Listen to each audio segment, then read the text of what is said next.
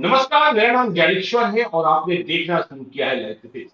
मेरे साथ रोज की तरह जुड़ रहे हैं दिल्ली से देश के जाने माने सीनियर जर्नलिस्ट अजीत द्विवेदी। अजीत जी, आज हम चर्चा करना चाहते हैं ओवैसी, क्योंकि ओवैसी तेलंगाना में एक्सपोज होते हुए दिखाई पड़ा। जो खबरें आ रही है, इसका माने मतलब यह निकाला जा रहा है कि ओवैसी देश भर में बीजेपी को जिताने के लिए ही चुनाव। देखिए, छत्तीसगढ़ मध्य प्रदेश में तो चुनाव संपन्न हो गया। नतीजे क्या आएंगे यह 3 दिसंबर को मालूम। तेलंगाना में भी चुनाव होने हैं, राजस्थान में चुनाव होने हैं। छत्तीसगढ़ में क्या मिजाज है? आज सुबह सुबह मुझे भारतीय जनता पार्टी के विधायक नितिन नवीन ने फोन किया था। वे लंबे प्रवास के बाद छत्तीसगढ़ से लौटे हैं। उनका कहना था कि बीजेपी ने पिछले 15 दिनों में अपनी स्थिति बहुत सुधारी, महतारी योजना का लाभ मिला, इसलिए नतीजे चौंकाने वाले है। ये तो 3 दिसंबर को मालूम हुई।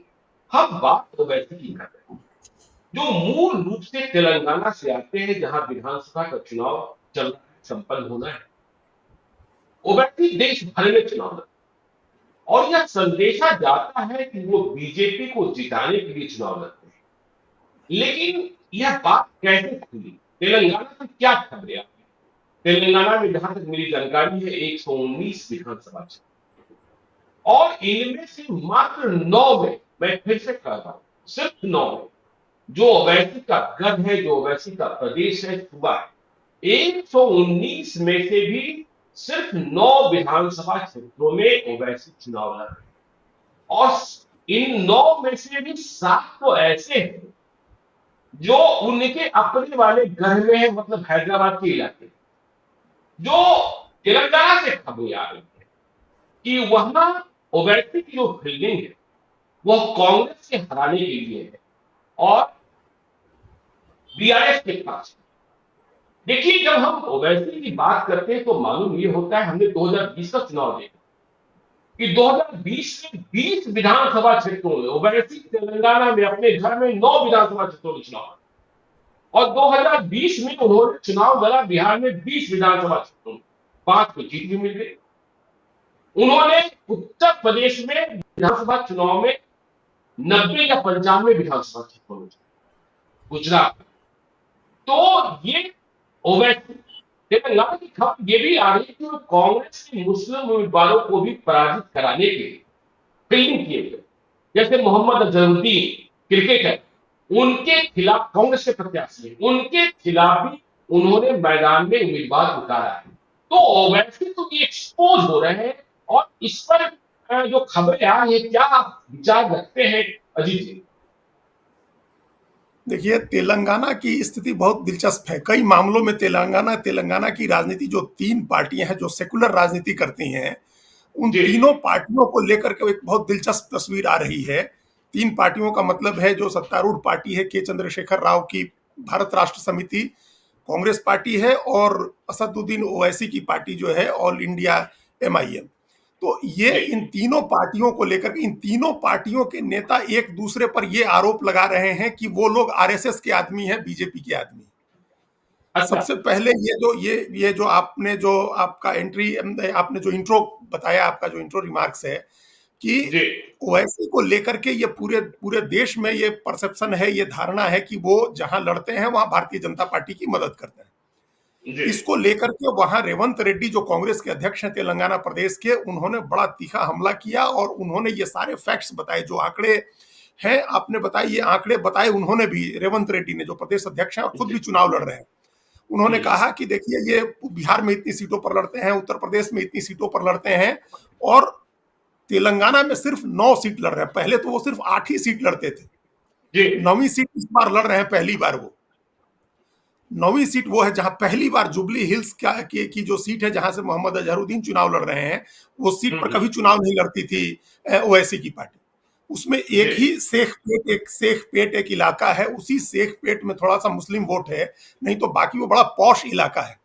उस इलाके में इनकी पार्टी कभी चुनाव नहीं लड़ती थी। पहली बार इन्होंने राशिद फराजुद्दीन को वहां से उम्मीदवार बनाया है, और उसका सीधा मकसद है कि अजहरुद्दीन की वोट काटने हैं, ताकि वहां भारत राष्ट्र समिति, जो बीआरएस के उम्मीदवार हैं, वो चुनाव जीत जाए। तो जी ये पहले, इसके पहले 8 ही सीट पर लड़ती थी पार्टी और 7 जीत जाती थी उसमें से, तो 7 हम्म, विधायक वहां से जीते हैं। रेवंत रेड्डी ने कहा और बड़ा वैलिड सवाल उठाया कि जिस इलाके में हैदराबाद, सिकंदराबाद के जिस इलाके में हैदराबाद के जिस इलाके में आपकी पार्टी का मुख्यालय है, आपका पार्टी का हेड ऑफिस जहां है, आप उस सीट जी। पर चुनाव नहीं लड़ रहे, उस सीट अच्छा। पर चुनाव नहीं लड़ रहे। हम्म, बिल्कुल, और जिस इलाके में आपका घर है वैसी साहब, आप उस इलाके की भी सीट पर नहीं लड़ रहे हैं। तो जहां आप हम्म, रहते हैं वहां से भी विधानसभा चुनाव नहीं लड़ रहे हैं, जहां आपकी पार्टी का मुख्यालय है आप वहां से भी चुनाव नहीं लड़ रहे हैं। जी। और ऐसे पूरे देश में आप पहुंच जाते हैं चुनाव लड़ने, हर जगह, और हर जगह हम्म, आपको हेलीकॉप्टर मिलता है और तमाम पर्याप्त संसाधन होते हैं जिनका इस्तेमाल करके आप चुनाव लड़ते हैं। तो हम्म, ये सवाल बड़ा वैलिड सवाल है जो वहां उठाया गया है। तो जब रेवंत रेड्डी ने ये सवाल उठाए और ये हमला किया, तो ओवैसी की तरफ से जो पलटवार हुआ वो ये था कि रेवंत रेड्डी आरएसएस के आदमी है। जी अब इस बात का कहने का उनका क्या आधार था ये नहीं है, रेवंत रेड्डी ने तो एक आधार दिया कि आप चुनाव नहीं लड़ रहे हैं, फला फला जगह चुनाव हम्म, नहीं लड़ रहे हैं, आपको हर जगह से हम्म, संसाधन मुहैया कराया जाता है बीजेपी आरएसएस की जी तरफ से। इन्होंने कहा कि आप आरएसएस के आदमी हैं, और आगे बढ़ के ओवैसी ने ये कहा कि रेवंत रेड्डी वही करते हैं जो इनको आरएसएस मुख्यालय से कहा जाता है, जो संघ प्रमुख इनको कहते हैं वही काम ये करते हैं। तो हम्म, ये कारो अब एक ने कहा, कांग्रेस ने कहा कि आप आरएसएस बीजेपी के आदमी हैं। फिर ओवैसी ने कांग्रेस वाले को कहा कि आप बीजेपी आरएसएस के आदमी हैं। फिर कांग्रेस ने चंद्रशेखर राव जो मुख्यमंत्री है उनको कहा कि आप आरएसएस के आदमी हैं, आप बीजेपी के आदमी हैं। अच्छा। तो जी समझिए कि जो तीनों सेकुलर पार्टियां हैं, जो तीनों धर्मनिरपेक्ष राजनीति करने वाली पार्टियां हैं, उन पर ये इल्जाम है कि भाई आप बीजेपी आरएसएस के आदमी हैं। इन लोगों जी ने ये कहा, ये और इसका भी आधार बताया कांग्रेस ने, और कि अभी 6 महीना पहले, जब जिस समय 6 महीना पहले जो पीक पर पहुंच गया था भारतीय जनता पार्टी का चुनाव अभियान तेलंगाना में, वो एकदम डाउन हो हम्म, गई। क्यों डाउन जी हो गया? पिछले साल जब हैदराबाद नगर निगम का, जब ग्रेटर हैदराबाद का नगर निगम का चुनाव हुआ और बीजेपी ने 48 सीटें जीती, उसमें इतनी मेहनत की थी अमित शाह ने और देश भर के नेता गए थे, और उससे लगा था कि बीजेपी अपने कैंपेन को बहुत आगे ले जाएगी, कर्नाटक के बाद दूसरा दक्षिण का प्रदेश हो सकता है तेलंगाना जहां बीजेपी जीतेगी, लेकिन बीजेपी ने एकदम अपना कैंपेन डाउन कर दिया। और जी उसका कारण ये है, जो एक दिन आप भी कह रहे थे, कि ये मैसेज हो गया कि बीजेपी जितनी ताकत लगा के लड़ेगी, बीआरएस को उतना नुकसान होगा, कांग्रेस को उतना फायदा होगा। तो बिल्कुल बीजेपी ने अपने अपने कदम पीछे खींचे कि कांग्रेस न जीते, क्योंकि कांग्रेस के साथ बीजेपी की सीधी लड़ाई तो कांग्रेस के साथ है, और कांग्रेस के साथ ही लोकसभा का चुनाव लड़ना है, कांग्रेस के खिलाफ ही लड़ना है लोकसभा का चुनाव। तो जी अगर कांग्रेस मजबूत होती है, दक्षिण में ही मजबूत होती है, तो बीजेपी के लिए वो ठीक नहीं होगा लोकसभा चुनाव के लिए। तो बीजेपी का कैंपेन डाउन हुआ, तो इस आधार पर कांग्रेस ने आरोप लगाया कि भाई देखिए बीजेपी मदद कर रही है बीआरएस की, चंद्रशेखर राव की हम्म, मदद कर रही है, और चंद्रशेखर राव सिर्फ दिखावे के लिए लड़ते हैं बीजेपी से। प्रधानमंत्री जब भी आते हैं हैदराबाद तो वो नहीं जाते हैं उनको रिसीव करने, ये दिखावा है, अंदर से दोनों मिले हुए हैं। तो आप जी ये समझिए कि ये तीनों मिले हुए हैं, जो ये नैरेटिव है। लेकिन असली सवाल ओवैसी की राजनीति का है, कि बिल्कुल। आप कह रहे हैं कि हम फ्रेंडली फाइट कर रहे हैं, हम मतलब फ्रेंडली एक पार्टी है हमारी, बीआरएस जो है सो फ्रेंडली पार्टी है।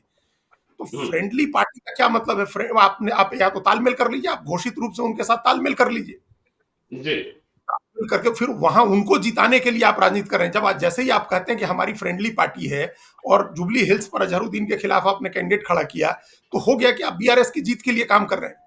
तो जी क्यों बीआरएस की जिताना चाहते हैं? भाई जब बीआरएस को जिताना चाहते हैं, तो आप बिहार में आकर के आरजेडी जेडीयू को क्यों नहीं जिता रहे थे जब 2020 का विधानसभा चुनाव हो रहा था? तब आपने क्यों 2020 ये में नहीं? हमने देखा कि हमें 2020 में हमने देखा कि उन्होंने 20 उम्मीदवार उतारे थे, 5 तो जीत गए, और कई विधानसभा क्षेत्रों में इनके उम्मीदवारों के कारण तब के एनडीए अलायंस जिसमें नीतीश कुमार भी शामिल थे उसे जीत गई।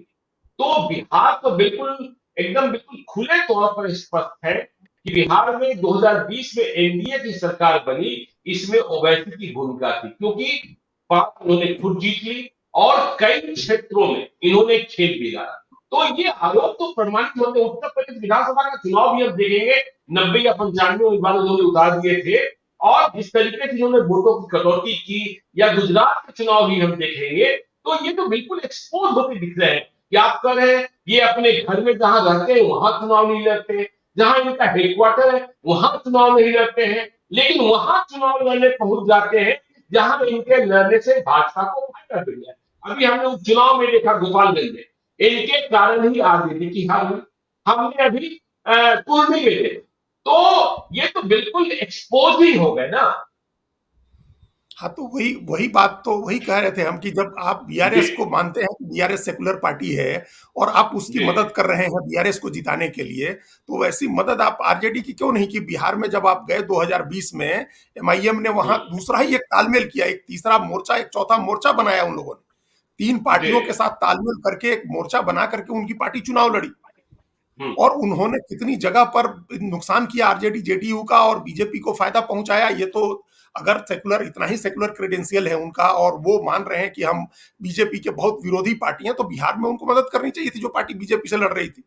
उत्तर प्रदेश में जी उनको समाजवादी पार्टी से की मदद करनी चाहिए थी जहां उन्होंने 95 उम्मीदवार उतार दिए और हम्म, कई जगह उनकी वजह से वोट कटा। हालांकि बहुत एक कम ही सीट है जहां जीत हार के अंतर से ज्यादा वोट उनका कैंडिडेट ले सका, लेकिन सिर्फ हम्म, जीत हार के अंतर की बात नहीं होती है, सिर्फ वोट परसेंटेज की बात नहीं होती है, धारणा की भी बात होती है, परसेप्शन की भी जी बात होती है। आप एक धारणा बना रहे हैं जिसका फायदा बीजेपी को मिलता है, ये कहने में बीजेपी को हो जाता का मौका मिलता है कि विपक्ष बिखरा हुआ है, देखिए विपक्ष की कितनी पार्टियां चुनाव लड़ रही हैं, ये एकजुट नहीं है। हम्म, और एक अल्पसंख्यक समाज में भी उनको एक माहौल बनाने का, वोट बंटवारा कराने का एक मौका मिलता है। हालांकि एक इनकी इन लोगों की राजनीति जैसे जैसे एक्सपोज होती जा रही है, अल्पसंख्यक समाज भी अपने आप को उस तरह से इनके साथ इनसे दूर करता जा रहा है, इस तरह की तमाम पार्टियों के साथ। और एक एग्जाम्पल हम लोगों ने देखा था वहां पश्चिम बंगाल में, जहां इंडियन जी इंडियन सेकुलर फ्रंट बना करके और जो फुरफुरा शरीफ के मौलाना थे वो चुनाव में उतरे थे और उनकी पार्टी सिर्फ एक सीट जीत पाई थी। और हम्म, वोट एक मुश्त जो वोट था वो ममता बनर्जी की तरफ गया था, तो लोगों ने एकदम खारिज कर दिया था। लोग इस बात को अब समझ गए हैं कि इनका क्या मकसद होता है। तो जी ये मकसद तो बहुत साफ है वहां कि ये कहने की बात है सिर्फ कि हम बीआरएस की मदद कर रहे हैं। जी बीआरएस की भी मदद आप कर रहे हैं, तो एक तो उसके साथ ही ये दूसरी चीज साबित हो गई कि आप कांग्रेस को हराना चाहते हैं। आपका मुख्य बिल्कुल वोट जो है वो कांग्रेस पार्टी है, जो बीजेपी के हम्म, मुख्य विरोधी है। तो जी आप या तो आप ये फिर खुल करके कहें कि हम कांग्रेस का स्पेस लेने की राजनीति कर रहे हैं, हम्म, कांग्रेस का स्पेस लेने की राजनीति कर रहे हैं, हम कांग्रेस को हराएंगे, ये हमारी स्ट्रेटजी है, चाहे इसका फायदा बीजेपी को मिले। अगर आप खुल के जी भी ये बात कहते हैं तब भी आपकी विश्वसनीयता बनेगी कि ठीक है, आप एक मकसद लेकर के, आप एक लक्ष्य लेकर के लड़ रहे हैं कि पहले कांग्रेस खत्म होगी, तभी हमारा स्पेस बन सकता है, एक एक एमआईएम का स्पेस बन सकता है।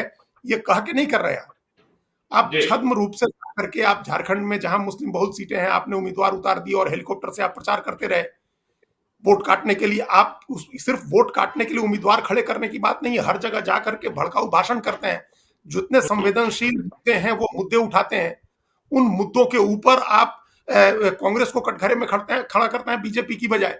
अभी आप जी एक बयान देखा, हम सब लोगों ने देखा वो बयान, कि जब राम मंदिर के अयोध्या में राम मंदिर के शिलान्यास की खबर आई और जो राम मंदिर तीर्थ क्षेत्र ट्रस्ट जो है उस ट्रस्ट के लोग प्रधानमंत्री को न्योता देने गए, तो कांग्रेस ने बड़ा जेन्युइन सवाल उठाया कि भाई ये मंदिर तो बीजेपी का नहीं है, मंदिर तो देश का है, हम्म, भारत का है, हर हिंदू का मंदिर है, तो हमको जी क्यों नहीं बुलाया जा रहा है, कांग्रेस को भी बुलाइए। तो बिल्कुल ये बात कांग्रेस ने कही और बहुत कायदे की बात थी कि भाई हर पार्टी को बुलाना चाहिए और हर पार्टी के लोगों को जाना चाहिए, लोग जाते भी हैं, भगवान राम तो सबके आराध्य हैं। लेकिन इस जी पर भी टिप्पणी की असदुद्दीन ओवैसी ने, और उन्होंने कहा कि अरे तो अब तो तीर्थ क्षेत्र ट्रस्ट वालों को मोहन भागवत के साथ साथ राहुल गांधी को भी ले जाना चाहिए है मंदिर का उद्घाटन। उन्होंने ये बात इस अंदाज में कही कि जैसे राहुल गांधी का जी मंदिर के उद्घाटन में करना कोई बहुत खराब बात है, कोई अपराध हो जाएगा। इस कहने का मकसद सिर्फ इतना था कि बीजे कांग्रेस भी हिंदुओं के लिए काम कर रही है। जी ये आप एक भड़काऊ किस्म का भाषण था, ये वोट उनका अलग करने के लिए, अपना एक अपने को रहनुमा बनने के लिए कि हम मुस्लिमों के रहनुमा हैं और कांग्रेस नहीं है या दूसरी कोई पार्टी नहीं है। दूसरी कोई जी पार्टी नहीं है, ये अब एक्सपोज हो गया कि दूसरी पार्टी भी है, कांग्रेस नहीं है, खाली सारी बिल्कुल लड़ाई कांग्रेस बिल्कुल की जी पार्टी है, तभी आप इसकी मदद कर रहे हैं। तो हम्म, ये जो तेलंगाना में, इसके पहले भी ये 8 ही सीट लड़ते थे, लेकिन तब इस पर फोकस नहीं बनता था क्योंकि ज्यादा लोग ध्यान नहीं देते थे। और पिछले 5 साल में जितना एग्रेसिव पॉलिटिक्स की है 2018 के तेलंगाना चुनाव के बाद असदुद्दीन ओवैसी ने, उसके बाद उनकी राजनीति पर फोकस बना है। और इसलिए अब ये सवाल उठ रहे हैं, और अब जब ये सवाल उठ गया है तो ये तय मानिए कि अब इसके आगे वो जहां भी चुनाव लड़ने जाएंगे वहां उनसे ये सवाल पूछा जाएगा कि यहाँ आप किस जी लिए आए हैं, आपका चुनाव लड़ने का क्या मकसद है, तो आप बिल्कुल बीजेपी को फायदा आए हैं। जी अनिल जी, ये कहीं ना कहीं स्पष्ट हो गया है कि जो ओवैसी है जिनकी पार्टी को सिर्फ मुस्लिमों का मत मिलता है, देखिए वो सेकुलर है यह भी हम नहीं कह सकते हैं क्योंकि वे सिर्फ मुस्लिमों की बात करते हैं। तो अब यह बात तो बिल्कुल 100% स्पष्ट है कि वे बीजेपी के खिलाफ नहीं, कांग्रेस के खिलाफ लड़ रहे हैं। अब हम बिहार पर आते हैं और ओवैसी की राजनीति को समझते हैं। ओवैसी इन दिनों तेजस्वी यादव के बहुत भारी दुश्मन बने, क्योंकि 2020 में ओवैसी की पार्टी ने 5 सीटें जीत ली और इसके बाद इनके जो 4 विधायक थे वे टूटकर चले गए तेजस्वी यादव। उस दिन से गुस्से में है, भारी गुस्से में है ओवैसी, और कह रहे हैं तेजस्वी यादव को। अब देखिए, अब तेजस्वी यादव के कहने का मतलब होता है इंडिया अलायंस को, मतलब नीतीश कुमार को, इन्हें मटिया मेट कर दे। और इसका परिणाम भी दिखा गोपालगंज के उपचुनाव में, कुर्मी के उपचुनाव में। तो ओवैसी की तैयारी बिहार में, और बिहार में जो मुस्लिम वोटों की राजनीति चल रही है, देखिए यह माना तो जाता है कि मुस्लिम मत जो है इंडिया अलायंस के साथ ही रहेगा। वैसे हमने देखा था कि 2010 के विधानसभा चुनाव में नीतीश कुमार के प्रति भरोसा, कि जब नीतीश कुमार एनडीए के मुख्यमंत्री पद के उम्मीदवार थे, तब मुसलमानों ने नीतीश कुमार के चेहरे पर भरोसा करते हुए वोट दिया था और भारी जीत हुई थी। लेकिन ओवैसी की तैयारी बिहार की ये है कि वह तमाम जहां मुस्लिम मतदाता जीत हार को प्रभावित कर सकते हैं, वहां उम्मीदवार उतारे। क्या होगा? देखिए, ये राजनीति वो और इस बार ज्यादा आक्रामक तरीके से करेंगे, और उसका जी एक कारण तो आपने बताया ही कि उनके 5 विधायकों में से 4 विधायक टूट करके चले गए तेजस्वी यादव के साथ, राष्ट्रीय जनता दल में शामिल होकर, और उनके एक ही नेता बचे अब जो उनकी पार्टी संभालेंगे, अख्तरुल इस्लाम। जी अख्तरुल ईमान, जो लेकिन उन्होंने गोपालगंज की सीट भी हरवाई, कुढ़नी की सीट, दोनों सीट हरवाने में उनका एक योगदान था उनके उम्मीदवारों का। तो ये जी राजनीति अब इसलिए भी तेज होगी कि अभी जो जाति गणना के बाद आंकड़े आए हैं, वो आंकड़े भी एक कहानी, उनसे भी एक नैरेटिव बनता है कि मुस्लिम आबादी बिहार में 18% हो गई। तो जी 18% वोट की राजनीति करनी है, एक तो आधार ये है। दूसरा क्या है कि इस बार निर्णायक लड़ाई होगी बिहार की। इस निर्णायक लड़ाई में अगर बीजेपी हार जाती है, तो फिर वो लंबे समय के लिए पीछे रहेगी, क्योंकि अगला चुनाव होना है आरजेडी के चेहरे पर। आरजेडी में भी जी तेजस्वी यादव के चेहरे पर, जैसा अभी तक की जो बात है कि तेजस्वी यादव को जी आगे करके नीतीश कुमार ने कहा है लड़ने के लिए। तो हम्म, उस समय एक एकदम मुस्लिम जो मतदाता होंगे, जब वो नीतीश कुमार के चेहरे पर भरोसा करते हैं, तो तेजस्वी यादव और लालू यादव का चेहरा तो उनके लिए और ज्यादा भरोसेमंद है। फिर उसके साथ पूरी तरह से वो पोलराइज होंगे, पूरी तरह से उनके साथ जाएंगे आरजेडी की। उसी समय इनकी भूमिका होगी कि ये और ज्यादा एग्रेसिव पॉलिटिक्स करके और उस वोट में सेंध लगाने की कोशिश करें, उस वोट को तोड़ने की कोशिश करें, ताकि सीमांचल के इलाके में, मिथिलांचल के इलाके में, उत्तर बिहार में भी कई जगह वो सीटें ऐसी, इतना वोट ले लें कि वो आरजेडी, जेडीयू या महागठबंधन का उम्मीदवार हार जाए। ये एग्रेसिव पॉलिटिक्स वो करेंगे इस बार की बदली हुई परिस्थितियों में। और जी एक बात ये भी समझने की जरूरत है कि नीतीश को पिछली बार जो उनको उनके 5 विधायक जीत गए थे, उसमें एक कारण ये भी था कि उस समय मुस्लिम मतदाता थोड़े रिलैक्स थे। रिलैक्स का मतलब ये था कि वो ये मान के चल रहे थे कि बीजेपी से भी नीतीश कुमार ही मुख्यमंत्री होने वाले हैं।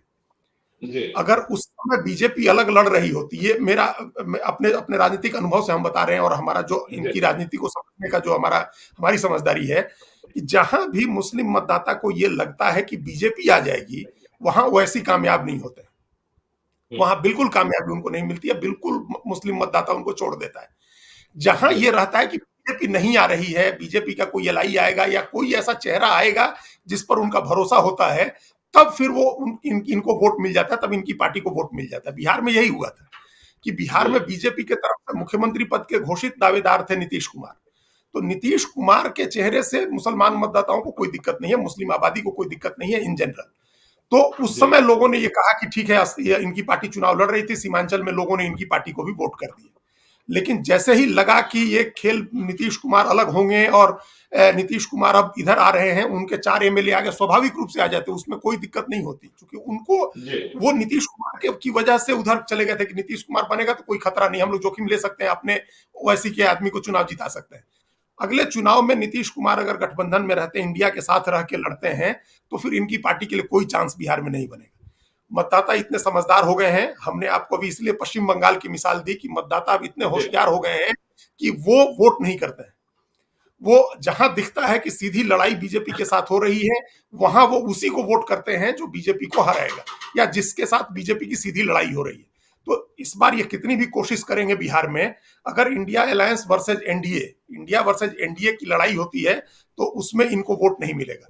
और हो सकता है कि इनको ये बात समझ में आ जाए पहले, तो ये अपने अपने आप को थोड़ा पीछे भी खींचें, थोड़ा कम लड़ने की कोशिश करें, क्योंकि वो एक्सपोजर इनका जो अभी एक्सपोज हुए ये तेलंगाना में, उसका एक असर भी बिहार में अगले चुनाव में, अगले जहां भी चुनाव होगा वहां देखने को मिलेगा।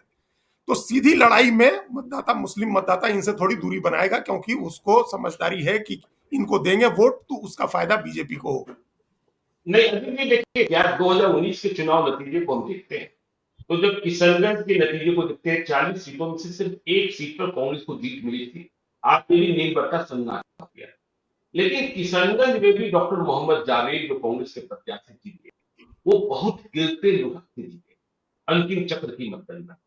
और कारण भी ओवैसी। और जो 2024 की तैयारी के बारे में हमें जानकारी मिल रही है पटना में, जो ओवैसी की तैयारी, हम सीटों की बात कर ले, किशनगंज, अररिया, पूर्णिया, कटिहार, भागलपुर, शिवहर, तो ऐसे तमाम सीटें, बेतिया, मोतिहारी, दरभंगा, मधुबनी, सीतामढ़ी, हाँ, जहां ओवैसी तैयारी कर रहे हैं। और यदि लड़ाई कांटे की हो और मुस्लिम मतों का बिखराव होगा, तो जाहिर तौर पर जो नुकसान है वह इंडिया अलायंस, नीतीश कुमार और तेजस्वी यादव को, यह तो तय है। हाँ, तो ये तो तय ही है। इसी अगर ये लड़ने जाते हैं तो ये मैसेज जो आज हम आप समझ रहे हैं, इस बात को मुस्लिम मतदाता भी समझ रहा है। वो भी उतना ही समझदार है जितना ये अपने को समझदार समझ रहे हैं। जा करके आप हम 10 सीटों पर चुनाव लड़ा देंगे और वोट काट लेंगे, ये नहीं होगा।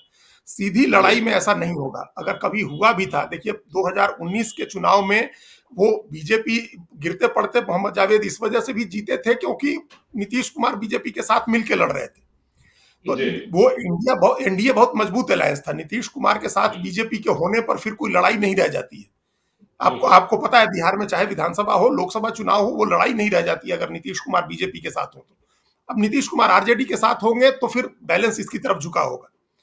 तो ऐसी स्थिति में ये लड़ने जरूर जाएंगे। ओवैसी की पार्टी एमआईएम के कैंडिडेट हर जगह खड़े होंगे। ये कोई एक ऑल्टरनेटिव मोर्चा बनाने की भी कोशिश कर सकते हैं, क्योंकि उसके लिए उनको जो आरोप लगते हैं, अगर निश्चित रूप से कहीं से उनको अगर फंडिंग होती है या उनको प्रेशर दिया जाता है या उनको कहा जाता है कि आप लड़िए, और वो भी स्ट्रेटेजिकली इसको फायदा मानते हैं कि हम लड़के इसी बहाने अपना आधार बना रहे हैं, तो निश्चित रूप से वो लड़ेंगे।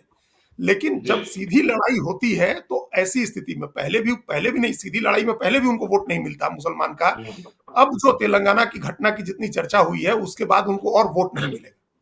देखिए उनकी क्या स्ट्रेटजी होती है असदुद्दीन ओवैसी की, जो उन्होंने कई बार कहा भी है। उनकी स्ट्रेटजी है कि अभी हमारी वजह से चाहे जिसको फायदा हो जिसको नुकसान हो, हमको अपना विस्तार करना है। और आप देखिए कि 50 साल तक, लगभग 50 साल तक जो पार्टी सिर्फ हैदराबाद की पार्टी रही, एक शहर की पार्टी रही, उस पार्टी का कैसा विस्तार हो गया है।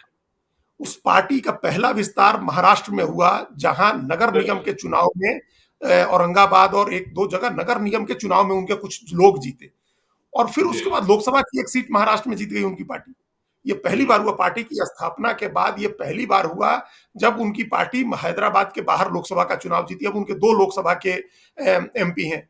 इसी तरह से महाराष्ट्र में 2 सीटें विधानसभा की भी उनकी पार्टी जीत गई। बिहार में 5 विधानसभा की सीट उनकी पार्टी जीत गई। तो ये उनकी बड़ी उपलब्धि है। तो इस बहाने अपने ऊपर तमाम आरोपों को लेकर के, उनके ऊपर आरोप लगते रहते हैं, लेकिन उनको लगता है कि हम लड़ेंगे, नुकसान किसी का हो, हमारा फायदा हो रहा है, हमारा काडर बन रहा है। और वो एक बात हमेशा मानते हैं कि एक समय आएगा जब लोगों को हमारी जरूरत होगी। क्या है ये, एक बड़ा राजनीतिक नैरेटिव है जो माना जाता है कि देश में जो पहले मुस्लिम जिनको मसीहा मान करके जिनके पीछे गए थे, वो सब अब चले गए या जाने वाले हैं। मुलायम सिंह चले गए हैं, लालू यादव एकदम नेपथ्य में, हाशिए पर हैं। तो जो मुस्लिम वोटों की राजनीति, मुसलमानों ने जिन हिंदू नेताओं के ऊपर, सेकुलर नेताओं के ऊपर भरोसा किया था, वो नहीं है। नए चेहरे आ रहे हैं जिनकी राजनीति वैसी नहीं है जैसे उनके पुराने पीढ़ी के नेताओं की थी। तो ऐसी स्थिति में उनको लगता है कि एक समय आएगा जब मुसलमान अपनी पार्टी खोजेगा, तो हम एकमात्र विकल्प के तौर पर रहेंगे, हम उनको देंगे। उनकी इस तो सोच। अजीत जी कि ठीक ओवैसी मान रहे एक समय मेरा भी आएगा और मेरा ही समय होगा जो मुसलमानों का भरोसा होगा। लेकिन आपने बातचीत में एक बात कही, फंडिंग। ओवैसी पूरे देश में चुनाव लड़ते हैं, तेलंगाना में सिर्फ 7 सीटें, लोकसभा की 2 सीटें, हर जगह उपचुनाव में भी पहुंच जाते हैं। हेलीकॉप्टर उड़ना शुरू हो जाता है, तो क्या हाँ, ये बड़ा सवाल है, संदेश नहीं। ये तो रहस्य है जिसका वो रहस्य उद्घाटन नहीं करते हैं। झारखंड में जी भी चुनाव हम देख रहे थे जब उनके लिए हेलीकॉप्टर उड़ता था। बड़ी पार्टियों के पास जी। हेलीकॉप्टर नहीं होते हैं, वहां की प्रादेशिक पार्टियों हम्म के लिए हेलीकॉप्टर का पैसा जुगाड़ करना मुश्किल होता है और वो हम्म। हेलीकॉप्टर से प्रचार करते थे। और जी जब इतनी लोकसभा चुनाव में जब इतनी सीटों पर लड़ने की तैयारी है तो उसके लिए बहुत बड़े फंड की जरूरत होती है, और ये बहुत छोटी हम्म। पार्टी है, कहीं सरकार में नहीं है पार्टी, कहीं म्युनिसिपल जी कॉर्पोरेशन पर भी ऐसा कब्जा नहीं है, मेयर नहीं है जहां से आपको फंड आ रहा हो। हैदराबाद में होते तो समझ में आता। तो ये हम्म। कहां से है? तो ये अभी क्या है कि चंदे का सोर्स तो बताते नहीं है, कोई पार्टियां चंदे का सोर्स नहीं बताती हैं।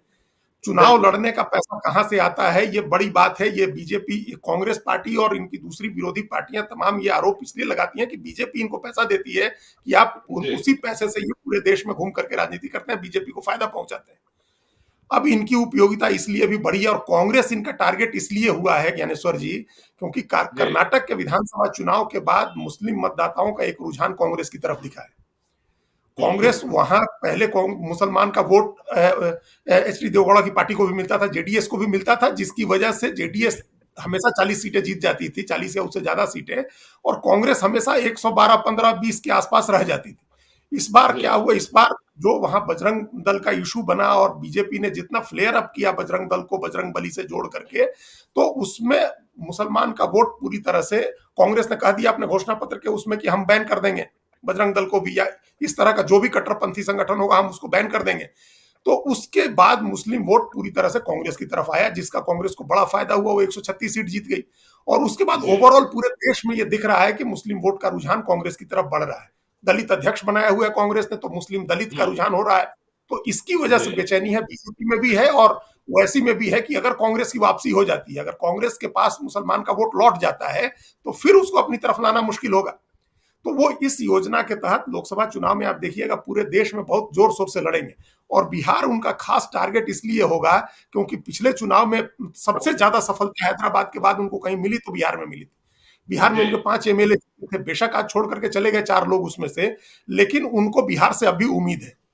उनको ये लग ठीक रहा है। है कि नीतीश कुमार की क्रेडिबिलिटी पर हम सवाल उठा सकते हैं कि भाई नीतीश कुमार कभी भी जी बीजेपी के साथ चले जाएंगे, या ये पहले हम्म बीजेपी के साथ रहे हैं, उनकी क्रेडिबिलिटी को हम्म। सवाल उठा करके या राजनीति को उनको चुनौती दे करके, और हम इतनी सीटों पर वहां लड़ सकते हैं कि हम बेहतर परफॉर्म कर सकें, आगे के लिए अपना आधार मजबूत कर सकें। तो वो बिहार में जाएंगे, इस वजह से भी जाएंगे क्योंकि ये निर्णायक लड़ाई है, ये लोकसभा और बिहार का अगला विधानसभा, इसका बहुत महत्व है आगे की राजनीति में। ठीक है, लेकिन अजीत जी देखिए, बिहार की बात जब हम करते हैं और जब बिहार में मुस्लिम मतों की बात करते हैं, तो एक और चैलेंज आरजेडी के सामने शहाबुद्दीन भी नहीं।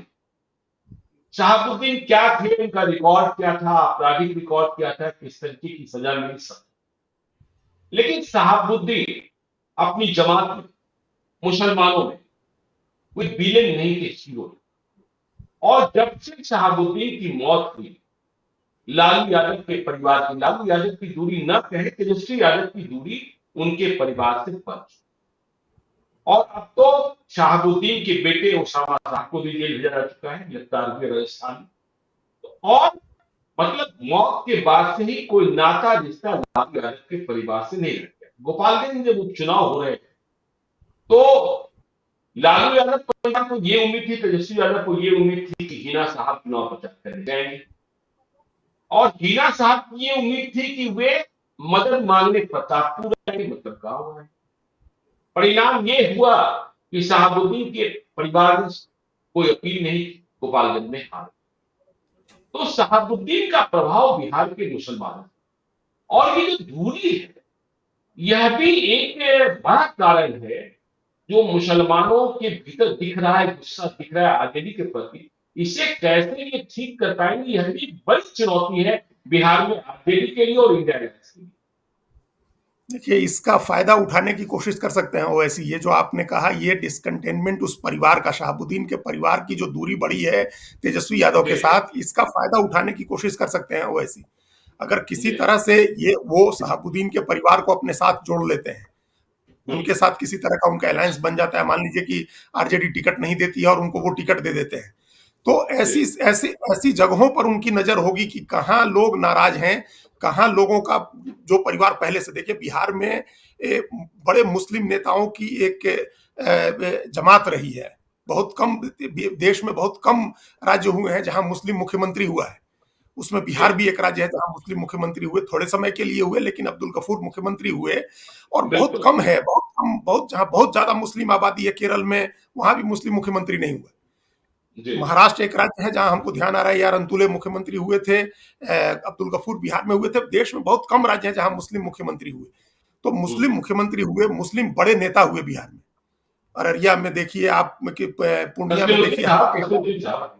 जी बिल्कुल, बिल्कुल। और हमारे यहाँ देखिए बिहार में, यहाँ शहाबुद्दीन थे, आपके सिवान गोपालगंज में, हमारी तरफ मोतियुर रहमान, अनवारुल हक, इस तरह के कई बड़े नेता हुए जो जिनके बच्चे आज राजनीति में हैं और जिनका एक बड़ा होल्ड था अपनी जाति के लोगों पर, वो उनके साथ जुड़ते थे और उनके लिए मदद करते थे। तो ऐसे लोग अगर नाराज होते हैं आरजेडी से और इंडिया जो अलायंस है उससे, तो उसका फायदा उठाने की कोशिश कर सकते हैं। वो ऐसे लोगों को अपने साथ जोड़ने की कोशिश कर सकते हैं।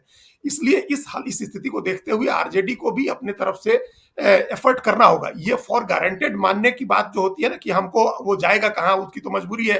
क्योंकि बीजेपी, जी एक तरफ बीजेपी होगी और दूसरी तरफ हम लोग हैं, तो मुसलमान तो हम ही को वोट देगा, उसकी मजबूरी है। ये मजबूरी वाली थ्योरी ठीक नहीं है। क्योंकि अब ये भी संभव है कि जो युवा पीढ़ी है वो इन लोगों के भड़काऊ भाषणों से और उससे प्रभावित होती है। जो व्हाट्सएप फॉरवर्ड देखते हैं वो लोग उससे प्रभावित होते हैं, उससे उनके अंदर भी एक गुस्सा आता है। वो अपनी लीडरशिप की बात करने लगते हैं कि हमारा नेता होना चाहिए है, चाहे छोटा ही हो, हमको कम ही सीटें हो, लेकिन हमारा नेता होना चाहिए। तो ये भावना जी अगर किसी आबादी के एक वर्ग में आ जाए तो उसका राजनीतिक नुकसान होता है। तो ये बात क्या, कई जगह ये देखने को मिल रहा है, कई जगह ये देख रहे हैं हम कि कांग्रेस और जो दूसरी एंटी बीजेपी पार्टीज हैं वो मुस्लिम वोट को फॉर गारंटेड लेकर के चल रही हैं कि ये तो हमको वोट देंगे ही देंगे, इनकी मजबूरी है, ये जी कहाँ जाएंगे। जैसा दिल्ली में अरविंद केजरीवाल ने, उनका एक वीडियो वायरल हुआ था पिछले चुनाव के समय, जब उन्होंने कहा था कि नहीं नहीं, 4 सीटें बहुत है, 4 से ज्यादा सीट देने की जरूरत नहीं है। अब आप बिल्कुल। देखिए कि मध्य प्रदेश जैसे राज्य में कांग्रेस ने 3 सीटें दी है, 10% की जी आबादी है। तो इस तरह से कि हम सीटें नहीं देंगे और ये मान के चलते हैं कि मजबूरी में वो वोट करेगा, वो कहाँ जाएगा, हम हैं या नहीं तो बीजेपी है, क्या ऑप्शन है। तो उसमें ये नुकसान हो सकता है। उसमें अगर ओवैसी और उनकी पार्टी आकर के वहां राजनीति करती है, नाराज जो लोग हैं अगर उनको टिकट नहीं मिलता है और बड़े मुस्लिम परिवारों से, असर रखने वाले नेताओं के परिवार से है, तो उस तब नुकसान हो जाएगा। तो इसका ख्याल अच्छा। रखना होगा। सिर्फ असदुद्दीन ओवैसी की राजनीति को एनालाइज करने, उसके भरोसे अगर बैठे हुए हैं बीजेपी, उस वो भी गलत है। लेकिन आरजेडी और जेडीयू को भी ये देखना होगा कि वो एकदम से खारिज ना कर दें उसकी पॉलिटिक्स को कि भाई उनको कुछ फायदा नहीं होगा यहाँ, और हम जो जी चाहेंगे मुसलमान हम ही को वोट देगा। वो ऐसा नहीं मानना होगा। इन लोगों को भी अपना कोर्स करेक्शन करना होगा। उनकी राजनीति को देख करके वो क्या स्टेप लेते हैं, कितनी सीटों पर लड़ने आते हैं बिहार में, किस तरह के कैंडिडेट चुनते हैं, उस हिसाब से course correction RJD JDU Congress को भी करना होगा बिहार में। चलिए, तो देखिए, ओवैसी तेलंगाना में एक्सपोज हो चुके हैं। बिहार उनके निशाने पर है। बिहार के मुसलमान क्या करते हैं, और आरजेडी को भी समझना होगा कि शहाबुद्दीन के परिवार के साथ रिश्ता रखना या खत्म कर देना है, इसके नफा नुकसान क्या है, क्योंकि यह सीधे 2024 के लोकसभा चुनाव को प्रभावित करेगा, आगे 2025 के विधानसभा चुनाव को भी। तो इन चर्चाओं के लिए हम अजीत द्विवेदी जी के साथ जुड़ते रहते हैं। तो आज के लिए इतना ही है। चलते चलते, यदि अब तक आपने हमारे यूट्यूब चैनल लाइव को सब्सक्राइब नहीं किया है तो जरूर कर लीजिएगा, और यदि इस वीडियो को फेसबुक पेज के माध्यम से देखें तो फेसबुक लाइक कीजिएगा, ट्विटर पर भी हमें फॉलो कीजिए। धन्यवाद।